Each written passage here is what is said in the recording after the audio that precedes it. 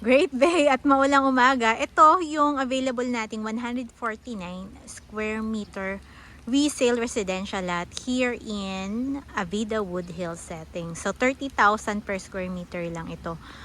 Medyo elevated lang yung kanyang lupa. Kaya mapapansin mo, medyo pataas siya. Pero kung magaling yung architect mo, kayang-kaya mo yung gawa ng paraan.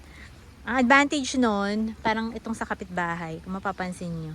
Yan o, parang hinayaan niya na lang din naka-elevate yung bahay niya. Tapos nilagyan niya ng hagdan. So yan, ewan ko na lang kung bahain ka pa pag ganyan yung bahay mo. At the same time, medyo mataas na lugar ito. Kasi kung mapapansin mo, yung kalsada, going here pababa. So talagang yung location ng lote ay pataas. So that's it. Nasa 4 million plus lang ito. Kung gusto mo ng sample computation, just message me.